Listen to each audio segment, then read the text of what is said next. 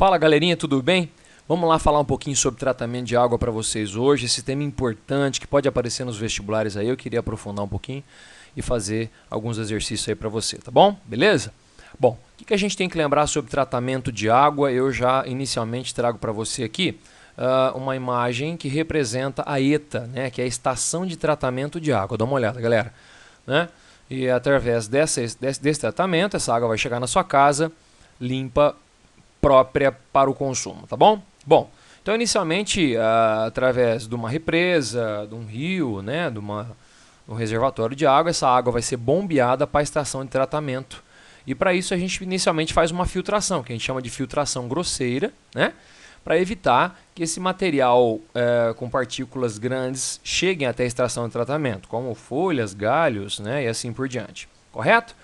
Bom, num segundo momento, nós temos aqui a etapa de coagulação ou floculação, né? Que, para mim, é uma das etapas mais importantes que a gente tem que prestar bastante atenção para os vestibulares aqui, né? O que acontece aqui, galera? Aqui nós colocamos na água o sulfato de alumínio, a cal e o cloro, né? Na etapa de pré-cloração, para fazer a desinfecção da água, né? Matando as bactérias, os micro-organismos aí. Bom, o que acontece aqui então? Olha só, então eu trago aqui para você a adição dessas três substâncias e é importante lembrar as reações que acontecem. Para que é colocado a cal? Bom, a cal, galera, simplesmente vai fazer o seguinte, ela vai reagir com a água, é um óxido básico, que quando reage com água forma hidróxido de cálcio, que é uma base, correto? Esse hidróxido de cálcio, por sua vez, vai reagir com quem, galerinha? Com o sulfato de alumínio. Dá uma olhada, ó, para formar o AlOH3 e o CaSO4. O AlOH3 é como se fosse um gelzinho. E esse gel tem uma propriedade muito importante que ele vai se ligar à sujeira, né, à terra, todo o material particulado que está em solução e vai formar flóculos. Né? Existe até uma agitação que é feita aqui para intensificar a formação desses flóculos nesse primeiro momento aqui, correto? Você fala, professor, e se não tivesse colocado CaO, mesmo assim formaria o AlOH3? Sim. Porque quando você coloca o AlSO4, até eu trago para você aqui essa reação te mostrando, ó, se apenas o Al2SO4 fosse adicionado, nós teríamos também a formação do AlOH3. Né? Olha lá, o Al2SO4 em água ele sofre hidrólise, vai ter íons alumínio, a água tem íons OH- e vai formar sim o AlOH3. Olha só, formando H+, né? E o SO4, né? O meio fica ácido, portanto, aqui. Bom, o fato é que a quantidade de OH- na água é bem pequena. Né? Então o que acontece, galera? Eu formaria sim o gel, mas numa quantidade pequena.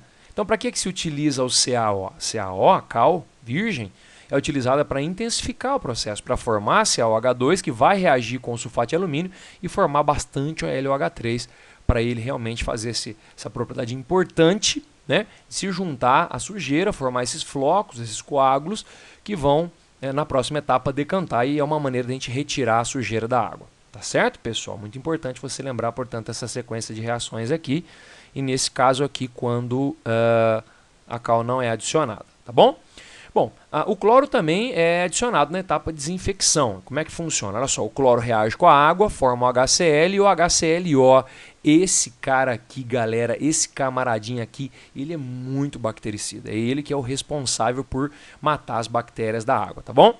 Bom, ele também sofre um processo de ionização. Né? Essa ionização a gente pode usar o H3O+, lembrando aqui que eu posso colocar H3O+, mais Cl- aqui no lugar do HCl, e aqui eu posso usar H3O+, também. Ou H+, resumidamente assim, tá bom? Sem problema. E aí eu formo o hipoclorito. Esse é o ácido hipocloroso, esse é o hipoclorito. Os dois são bactericidas.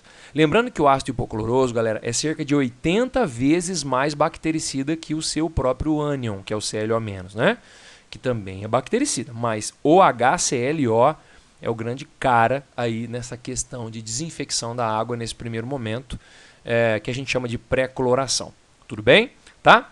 Então nós estamos nesse ponto aí. Então o que vai acontecer agora? Nós vamos ter uma decantação, onde todo esse material particulado vai para o fundo, correto, pessoal? Então ela vai ficar em repouso aqui e nós vamos ter a decantação. E depois a água passa por uma outra filtração, porque pode ser que algumas partículas ainda fiquem em suspensão na água. Isso vai ficar retido num filtro onde se utiliza o carvão, que é o carvão ativo ou carvão ativado, areia e cascalho nessa filtração. Tá? Eu quero lembrá-los aqui que o carvão ativado tem uma propriedade muito importante, galera, de adsorver impurezas. Não esqueça, né? É diferente falar adsorção de falar absorção. A adsorção sempre acontece na superfície, né? Você tem poros bem pequenininhos lá no carvão que vão realmente fazer uma filtração muito interessante, onde nós vamos ter aí a adsorção. As impurezas vão ficar realmente na superfície do carvão. Por isso a gente fala adsorção e não absorção. Além de absorver também odores, né, tirar o cheiro da água, né, o gosto da água e também impedir a passagem de organoclorados como o cloroforme. Você fala, professor, mas como assim organoclorados? Então, galera, é que se a água tiver presença de matéria orgânica aqui nesse tratamento inicial e com a adição do cloro, o cloro reage com a matéria orgânica e pode ser que aconteça a formação de compostos organoclorados como o clorofórmio, que é o CHCl3, que inclusive são extremamente tóxicos para nós, né? E o carvão ativado brilhantemente impede a passagem desse camaradinho aqui, tá bom? Beleza, galera? Depois a água passa por um filtro de areia também, né? Um filtro de cascalho, então uma filtragem muito interessante. E aí a água já vai para o quinto passo aqui. Bom, nesse quinto passo nós vamos colocar mais CaO. Você fala, por quê, professor? A gente voltar um pouquinho aqui em cima, galerinha, olha só o que acontece. Ó. Na desinfecção, na adição de cloro, nós temos a formação de ácidos. E esses ácidos, obviamente, não podem ficar na água causando uma diminuição brusca de pH. Então o pH vai cair, né? Além dessa água não de maneira alguma pode chegar na nossa casa ácida, né? O ideal é que ela chegue com pH próximo de 7. O que acontece é que esse pH ácido também pode causar corrosão, né? Na tubulação de ferro, que aí vai conduzir essa água para nós, né? Então nós temos que controlar esse pH. Então, como está ácido, como você coloca o CaO, voltando um pouquinho aqui, ó, em água, ele forma uma base. Então, um dos grandes papéis do CaO aqui é fazer o controle do pH, né? Até porque aqui nós vamos colocar cloro de novo, fazer uma pós-cloração para garantir que realmente nenhuma bactéria chegue até a nossa casa, né? Então vai acontecer isso aqui novamente, a desinfecção, a água vai ficar ácida novamente e automaticamente nós precisamos corrigir esse pH, né? Colocando o CaO, né? E se o vestibular perguntar para você por que, você fala, o CaO é um óxido básico que em água gera uma base e base neutraliza ácidos. Não é verdade? Então nós temos uma função chave aí para o CaO, que é a cal virgem, né? Que é o controle do pH, tá bom? E além disso, galera, aqui na quinta etapa também é colocado o flúor, né? Que o fluoreto F- é o grande responsável por evitar o aparecimento de cárie aí nas pessoas, né? Fazer com que você tenha a formação nos seus dentes aí da fluoropatita, que é resistente a ataque de ácidos, né? E faz a profilaxia, né, da cárie nos seus dentes. Nós temos agora o último processo, que seria a distribuição. Então está aqui resumidamente para você um quadro inicial, falando certinho como acontece o tratamento de água.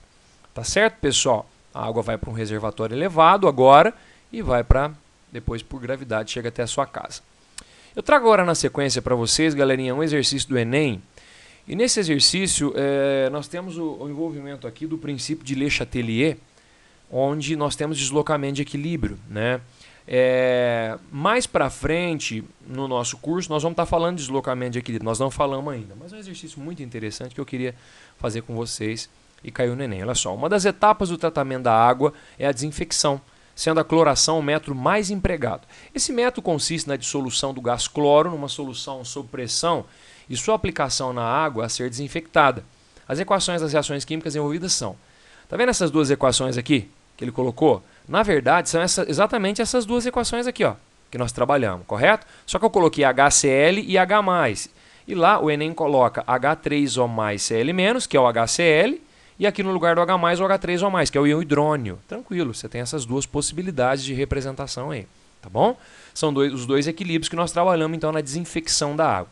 E aqui, gente, o que às vezes o pessoal dá uma olhada e sente um pouquinho de medo, é que nessa segunda etapa, o Enem coloca o pKa, né, aqui desse equilíbrio, que é menos log de Ka, que é 7,53. Você fala, meu Deus, o que é isso, né, professor? Então, gente, para ficar bem claro, eu vou resolver também a parte matemática para você ver aqui, fazer a abordagem certinha, mas vai ficar bem claro para você quando você tiver o curso de logaritmo e quando você tiver o curso de constante de equilíbrio, tudo bem? Então não precisa ficar preocupado não, eu vou fazer a abordagem aqui, tá? Mas pH né?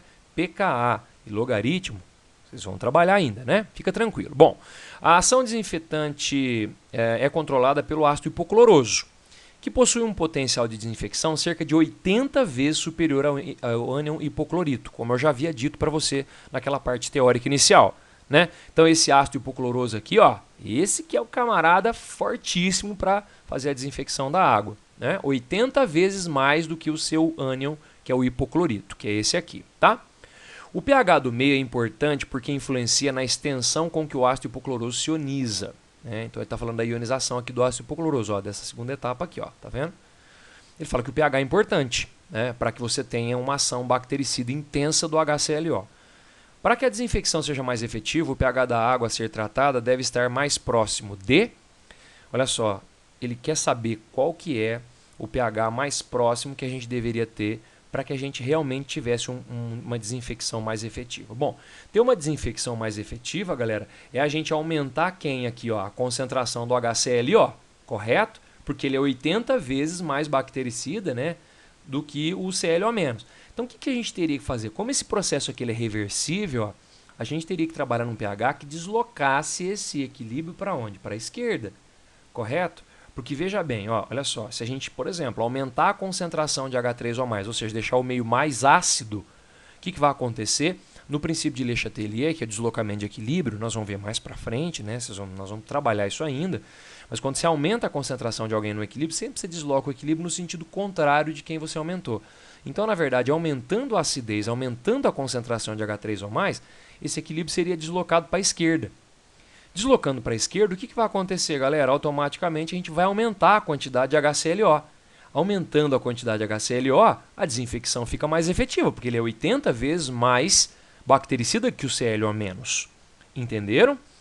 Ah, tá. Então vamos analisar agora os pHs, né? Então ele coloca alguns pHs aqui. Bom, se eu preciso de um pH ácido, ó, mais H+, ou seja, mais H3O+, esse pH de 14, 9 e 7 não servem, concorda? Não posso marcar, porque ó, 14 é um pH alcalino, básico, 9 também, 7 um pH neutro, eu preciso de um pH ácido. Bom, eu fiquei entre o 0 e o 5, né? O 5 é ácido, né? O pH ácido é abaixo de 7, né? E o 0, 0, gente, é um pH muito ácido, muito agressivo em termos de acidez. Se a gente usar um pH 0, o que vai acontecer? Vai ficar tão ácido, mas tão ácido, que essa concentração de H3O+ aqui em cima, nesse equilíbrio aqui, também ela vai aumentar, porque vai estar muito ácido. E que eu vou deslocar também esse equilíbrio para a esquerda e favorecer muito a formação do Cl2, diminuindo a quantidade de HClO. Então, um pH muito agressivo, muito ácido, não seria interessante. É por isso que eu vou descartar esse também. Portanto, realmente, a resposta dessa questão seria a letrinha B. Correto?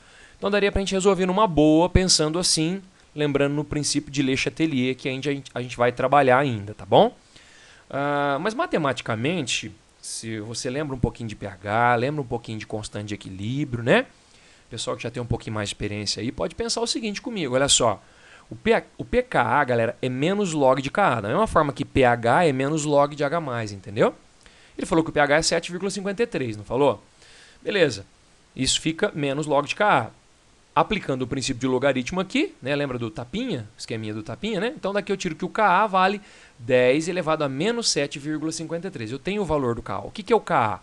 Sempre constante de equilíbrio é o produto das concentrações dos produtos sobre os reagentes. Tá bom? Então eu vou montar a expressão de Ka aqui para você. Ó. Quem que é produto aqui? H3O+, ClO-. Lembra que a gente faz produto sobre reagente? Ah, professor, mas você não colocou a água aqui. Então a água, gente, no equilíbrio assim... iônico, ela tem concentração constante, então ela não entra no equilíbrio, tá bom? Então, ó, HClO está aqui, ó, sobre, então é produto sobre reagentes, beleza. Bom, se eu considerar a minha resposta, que eu falei pH igual a 5, significa que a concentração do H3O+, do H+, é 10 a menos 5. Tudo bem? Porque menos log de 10 a menos 5 dá 5. Então, essa seria a constante do H+. Vamos colocar lá, então? Então, Ka 10 elevado a menos 7,53 é igual a concentração do H+, aqui, ó, que é o H+, mesma coisa que H+, tá bom, galera? 10 a menos 5 vezes a concentração do ClO- sobre do HClO. Vamos ajeitar isso aqui, ó. O que vai dar esse quociente aqui, ó? Vou passar esse 10 a menos 5 que está multiplicando e dividindo, beleza? Fiz isso, ó. Passei ele dividindo, fiz a continha. Então, ó, se ele está no denominador, aquele ele sobe 10 a mais 5, então fazendo a continha dá 10 elevado a menos 2,53. Correto? Então, aproximadamente aí 10 elevado a menos 2. O que é 10 elevado a menos 2, gente? Mesma coisa que 1 sobre 100, não é verdade? Então, esse quociente ficaria 1 sobre 100. 1 para quem? Para o ClO-, 100 para quem? Para o HClO. Então, aproximadamente, a concentração do HClO, ó, como o 100 está embaixo, ele também, seria 100 vezes maior aproximadamente. Correto? Isso faz com que a gente perceba que, como ele falou que é 80 vezes, então aproximadamente a gente poderia pensar dessa forma realmente num pH 5. Então, quando o pH é 5, realmente eu tenho uma concentração de HClO bem maior que ClO-, e como ele é 80 vezes mais bactericida, isso faz com que a desinfecção seja mais eficiente. Correto, pessoal? Então está aqui o aspecto matemático dessa questão, mas daria para resolver só pelo deslocamento de equilíbrio. Eu trago para você aqui agora uma questão da FUVEST, segunda fase, né, onde ela diz o seguinte: a figura abaixo ilustra as principais etapas do tratamento de água destinado ao consumo humano. Então nós temos aqui, ó, cal virgem mais sulfato de alumínio, como nós já vimos na explicação, né? Aqui o tanque e tal, agitador, a floculação, a decantação, filtração novamente, água potável, adição de cloro para fazer a parte bactericida, né? Um resumo do tratamento de água aqui para você. Letrinha A. Na etapa de floculação, ocorre a formação de flóculos de hidróxido de alumínio, nos quais se aglutinam partículas de sujeira que depois decantam, do jeitinho que nós trabalhamos no início. Esse processo ocorre pela adição de sulfato de alumínio e cal virgem à água impura. Se apenas sulfato de alumínio fosse adicionado à água, né, como nós comentamos no início também, ocorreria a transformação representada pela equação química. Então, ele dá a equação aqui, ó, exatamente aquela que eu coloquei na parte teórica para vocês, tá?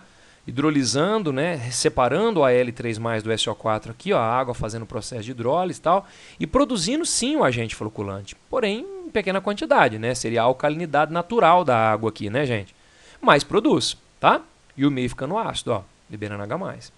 Explique o que ocorre com o pH da água após a adição de cal virgem. Exatamente o que nós explicamos, né? Quando a gente coloca a cal virgem, vai formar o que, gente?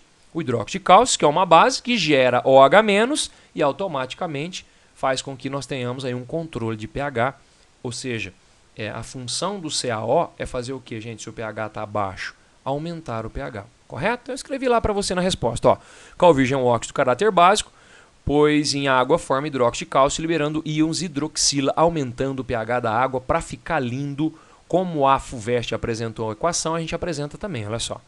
Então aqui está o CaO mais água, CaOH2, como exatamente do jeito que eu te falei. Se você for pensar, é o cálcio 2+, e 2OH-, isso faz com que você tenha um aumento no pH. Então, aumentando o pH, a gente vai ficar com o pH mais próximo de 7, correto, pessoal?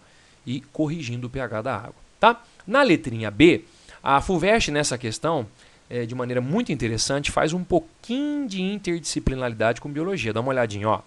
A água não tratada está contaminada, entre outras substâncias, por hidrocarbonetos policíclicos aromáticos, HPA, que ele fala a sigla aqui. Esses hidrocarbonetos apresentam um caráter lipofílico. Lembrando que lipofílico é que tem, gosta de parte gordurosa, ou seja, gosta de parte apolar. Correto, gente? Então não esqueça isso, né? Tem filia, né? Amigo de parte apolar, de lipídios. Correto? Muito bem. Considerando a estrutura da membrana celular plasmática, o caráter lipofílico dos HPA facilita ou dificulta a entrada dos hidrocarbonetos nas células dos indivíduos que ingerem a água contaminada? Explique. Olha só, galera. Então, o que a galerinha tinha que lembrar aí da parte de biologia, né? Que a membrana celular, galera, ela na verdade, olha só, trago para você aqui, ó, ela tem um caráter, ela é lipoproteica. Como ela é lipoproteica, significa que eu tenho a parte lipofílica, né? E como a HPA é lipofílico também, isso vai fazer com que um consiga dissolver o outro, né? E aí vai facilitar a entrada desses hidrocarbonetos. Então olha só como é que ficou a resposta que eu montei, ó. Como a membrana plasmática é lipoproteica, o HPA é lipofílico e considerando o princípio de solubilidade, que é apolar dissolve apolar, certinho, galera? Né? Semelhante dissolve semelhante, né? Conclui-se que o caráter lipofílico dos HPA facilita a entrada dos hidrocarbonetos nas células. Tá certo? Tá aí FUVEST segunda fase para você. E mais uma vez, com muito carinho, eu trazendo um pouquinho de informação a mais para você mandar bem nessas questões que podem aparecer de tratamento de água aí para frente nesses vestibulares para vocês, tá bom? Aguarde aí outros aprofundamentos que eu vou estar colocando aqui nesse canal, com o intuito de te ajudar e, se Deus quiser, no fim, dar tudo certo essa nossa caminhada. Um beijo. Fui, galera!